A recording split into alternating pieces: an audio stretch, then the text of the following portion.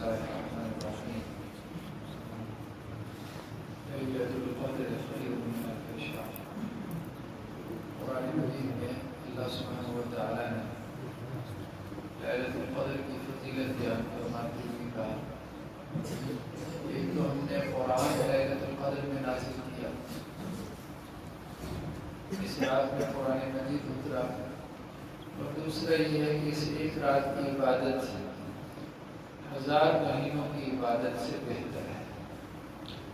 یہ نہیں کہا کہ 1000 مہینوں کے برابر ہے، بلکہ اس سے بہت بہتر ہے، بہت بہتر ہے۔ تو 1000 مہینے تقریباً 83 سال بن جاتے ہیں۔ پاکستان میں ایوریج عمر عام طور پہ لوگوں کی جو عمر 60 سال ہوتی ہے، یعنی ساری زندگی بھی آپ عبادت کر لیں، 80 سال تو کسی کسی کی عمر ہوتی ہے، ساری زندگی آپ عبادت میں گزار دیں اور ایک یہ رات عبادت میں گزاریں، تو اس رات کی عبادت ساری زندگی کی عبادت سے بڑھ کر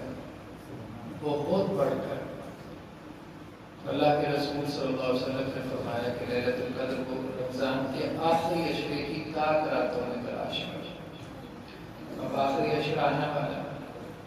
اور اس کی تاک راتیں بھی آنے والی ہیں، 21ویں، 23ویں، 25ویں، 27ویں اور 29ویں کی رات، 5 راتوں میں سے کوئی بھی رات ليلۃ القدر کی رات ہو سکتی ہے۔ ليلۃ القدر کی رات بدلتی رہتی ہے۔ بعض لوگوں نے یہ غلط فہمی پھیلا دی کہ شاید ليلۃ القدر کی رات فکس رات ہے اور 27ویں کی رات ہی ليلۃ القدر کی رات ہے۔ یہ بات درست معلوم نہیں ہوتی۔ بعض روایتوں میں ہے کہ کسی صحابی نے کہا کہ مجھے پتہ ہے کہ ليلۃ القدر کی رات کون سی ہے اور وہ 27ویں کی رات ہے۔ یہ بات درست ہے، ایسی روایتیں موجود ہیں، لیکن ان صحابی کی مراد یہ تھی کہ اس سال میں ليلۃ القدر کی رات کون سی ہے۔ تو ایسے جیسے ہم ڈسکشن کرتے ہیں، آپس میں بیٹھتے ہیں، ایک دوسرے سے پوچھتے ہیں، یار مجھے یہ لگتا ہے کہ 25ویں کی رات ليلۃ القدر کی رات ہے، دوسرا کہتا ہے کہ مجھے لگتا ہے 23ویں کی رات ہے۔ تو اسی طرح سے صحابہ میں بھی ہو جاتا ہے، وہ ڈسکشن کرتے تھے اور آپس میں کہتے تھے کہ اس سال یہ والی رات جو ہے وہ ليلۃ القدر کی رات ہے۔ تو وہ بعد میں لوگوں نے یہ سمجھا کہ شاید ہمیشہ کے لیے یہی رات ليلۃ القدر کی رات ہوگی۔ بہرحال اس کے لیے محنت کرتے ہیں۔ اللہ کے رسول صلی اللہ علیہ وسلم کے بارے میں روایتوں میں آتا ہے کہ جب رمضان کا آخری عشرہ داخل ہو جاتا ہے تو آپ رات کو زندہ کرتے ہیں۔ رات کو زندہ کرنے سے مراد ایسے جیسے رات دن کی طرح ہو جاتی ہے۔ اللہ کے رسول صلی اللہ علیہ وسلم شرط نبی کے سلام کو اپنا دہمت کس لیتے تھے، مطلب کسی کام کے لیے جیسے انسان تیاری کرتا ہے، وائی کا زہارا خود بھی بیدار ہوتے ہیں، اپنے گھر والوں کو بھی بیدار کرتے ہیں، یعنی گھر میں رات ہی نہیں لگتی تھی، دن کا سما لگتا تھا۔ تو اس طرح سے رات کو زندہ کرنا، ليلۃ القدر کی رات میں جو کرنے والے کام ہیں ان میں اللہ کے رسول صلی اللہ علیہ وسلم نے قیام کیا۔ تاک راتوں میں آپ صلی اللہ علیہ وسلم کی سب سے بڑی عبادت قیام اللیل ہو جاتا ہے۔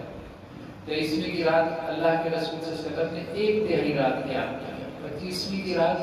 آپ صلی اللہ علیہ وسلم نے نصف رات قیام کیا۔ 27ویں کی رات تو صحابہ کہتے ہیں کہ آپ صلی اللہ علیہ وسلم عشاء کے بعد کھڑے ہوئے اور جب وتر پڑھا کے فارغ ہوئے تو ہم ایک دوسرے کو کہہ رہے تھے کہ جلدی چلو گھروں کو، نہیں سحری پہنچنا ہوتا ہے۔ تو رسول اللہ صلی اللہ علیہ وسلم کی سب سے بڑی عبادت ليلۃ القدر کی رات میں یا تاک راتوں میں وہ قیام اللیل، یعنی نماز میں کھڑے ہو کے قرآن مجید پڑھنا یا سننا۔ تو جتنی استطاعت ہو یہ کام کریں۔ اس کے بعد دوسری عبادت جس کا تذکرہ ہمیں حدیثوں میں ملتا ہے وہ دعا ہے۔ ام المومنین حضرت عائشہ رضی اللہ عنہا نے اللہ کے رسول صلی اللہ علیہ وسلم سے پوچھا کہ اگر میں ليلۃ القدر کی رات پا لوں تو کیا کروں؟ آپ صلی اللہ علیہ وسلم دعا فرمایا، اور دعا میں استغفار، اپنے گناہوں کی توبہ، اللہم انک عفو کریم تحب العفو فاعف عنی، یا اللہ آپ معافی کو پسند کرتے ہیں، آپ معاف کرنے والے ہیں، یا اللہ مجھے بھی معاف فرما دیں۔ تو ذکر اذکار کریں، قرآن مجید کی تلاوت کریں، قیام اللیل کریں، رات قرآن مجید یاد نہیں ہے کوئی حرج نہیں، چھوٹا سا مصحف ہاتھ میں پکڑ لیں، پاکٹ سائز مصحف مل جاتے ہیں، اس سے دیکھ کے ایک پارہ پڑھ لیں، 2 پارے پڑھ لیں، کہیں کونے خدرے میں بیٹھ کے مسجد کی جو ہے وہ دعا کر لیں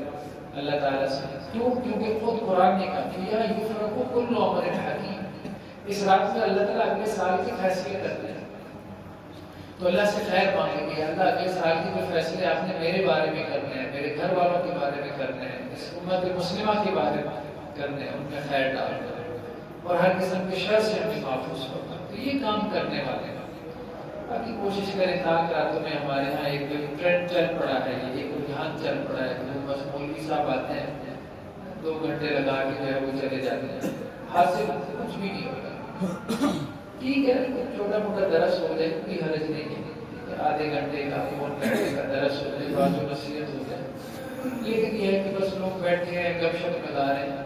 گپ شپ لگانے کے بعد مولوی صاحب کو سن لیا، بس جب تھک گیا چلے جی اب سو جاتے ہیں، کیونکہ سونا بھی عبادت ہے۔ اصل عبادت جو کرنے والی ہے وہ تو یہ ہے کہ ذکر اذکار کرے، تلاوت کرے، قیام اللیل کرے، دعا کرے،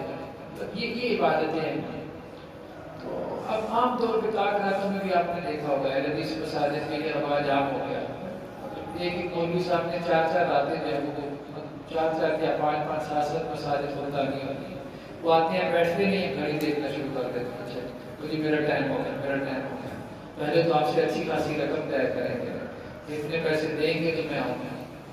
جب آ جائیں گے تو وہ ٹائم دیکھتے رہیں گے، کیونکہ آگے بھی انہوں نے ٹائم دیا ہوتا ہے، ان کا تو سیزن ہے، سیدھی سی بات ہے، سیدھا ان کا ہے، ٹھیک ہے انہوں نے بھی کمائی کرنی ہے، لیکن یہ ہے کہ آپ لوگ جو ہے وہ اس میں اپنا وقت زیادہ ان چیزوں میں ضائع نہ کریں، تاک راتیں اس لیے ہے کہ ہم اللہ کے ساتھ اپنا تعلق مضبوط کریں، اور اللہ کے ساتھ تعلق ایسے مضبوط ہوگا، ظاہر بات ہے کہ وہ علامہ ناصر مدنی صاحب کے چٹکلے لطیفے سننے سے تو نہیں ہوگا، یہ ہے کہ کہیں مسجد کے کونے میں، گھر کے کونے میں بیٹھے وہ ٹھیک ہے، کسی اور وقت میں وہ کام بھی انسان کر سکے، لیکن یہ رات تو سال میں ایک مرتبہ آتی ہے،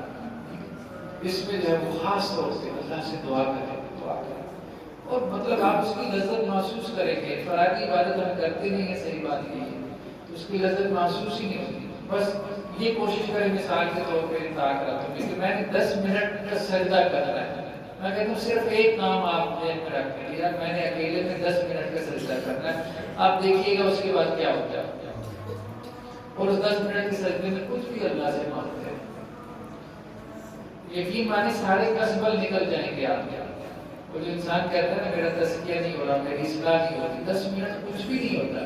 لیکن جب آپ سجدے میں 10 منٹ گزاریں گے تو پھر آپ کو احساس ہوتا ہے ہوگا کہ 10 منٹ بہت بڑے ہیں، ویسے تو 10 منٹ یار کسی دوست کے ساتھ بات چیت میں پتہ ہی نہیں چلتا،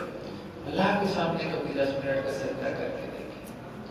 تو انشاءاللہ سے آپ دیکھیں گے اس کا اثر پھر دیکھیں گے، پھر جو سبحان ربی الاعلیٰ ہے، لیکن ہم لوگ ان چیزوں پہ سوچتے نہیں، غور نہیں کرتے، نماز کے بعد ہم فوراً کیا کہتے ہیں، استغفر اللہ،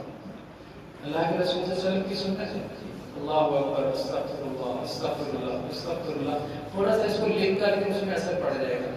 آپ یہ کہیں کہ یا اللہ یہ استغفار اس بات پہ ہے کہ نماز پڑھنے میں بہت کوتاہی ہو گئی، نماز میں جیسی توجہ آپ کی طرف ہونی چاہیے تھی نہیں، ایسے ہی ہوتا ہے نا، نماز میں کہاں توجہ اللہ کی طرف، تو وہ استغفار ہم برائے نام کیے جا رہے ہیں، بس یا اللہ استغفار اسی بات پہ کرو کہ جیسی نماز پڑھنی چاہیے تھی نہیں پڑھی، اب استغفار پڑھنے میں بھی مزہ آئے گا، بس تھوڑا سا چیزوں کو لکھ کر انشاءاللہ سے اللہ تعالیٰ اس میں خیر ڈالے گا، اللہ سے دعا اللہ تعالیٰ آپ سب دعا کرنا اپنی فائدی بات پہ مارس کر رہی ہے، اللہ تعالیٰ بیماروں کے لیے دعا کرو، اللهم لك الحمد كله ولك الملك كله بيدك الخير كله وإليك يرجع الأمر كله والآنية والمصير فعل أنت محمد إنك على كل شيء قدير، پروردگار تمام بڑائی، تمام کبریائی، تمام حمد و ثنا یا اللہ سب آپ کے لیے، اے اللہ ہم آپ کی کیا تعریف کیا کریں، آپ کی تعریف کے لیے اتنا کہنا کافی، آپ جو چاہے بس اللهم صل على محمد وعلى آل محمد كما صليت على إبراهيم وعلى آل إبراهيم إنك حميد مجيد، پروردگار محمد صلی اللہ علیہ وسلم آپ کی آل اولاد، آپ کی امت کی پر رحمتیں اور برکتیں نازل فرما، جیسا کہ آپ نے حضرت ابراہیم علیہ السلام اور حضرت ابراہیم علیہ السلام کے خاندان پہ، ان کی امت پہ، آل پہ رحمتیں اور برکتیں نازل فرما، اللهم اشف مرضانا ومرضى المسلمين، اللهم اشف مرضانا ومرضى المسلمين، یا اللہ مسلمانوں کی جو بھی مریض ہیں ان کو شفا کاملہ عاجلہ نصیب فرما، یا اللہ ہماری روحانی، ہماری جسمانی، ہماری ذہنی، ہماری ہر قسم کی بیماری اس کا شفا کاملہ عاجلہ نصیب فرما، یا اللہ رمضان کی ہماری ٹوٹی پھوٹی باتوں کو قبول فرما، یا اللہ شیطان کی شر سے محفوظ فرما، یا اللہ ایمان کے اوپر خاتمہ نصیب فرما، یا اللہ اسلام کے مطابق زندگی گزارنے کی توفیق نصیب فرما یا اللہ اپنے اور اپنے بندوں کے حقوق پورا کرنے کی توفیق نصیب فرما اللهم هذه بالبأس رب الناس واشف انت الشافي لا شفاء الا شفاءك شفاء لا يغادر سقما سبحان ربك رب العزة عما يصفون وسلام على المرسلين والحمد لله رب العالمين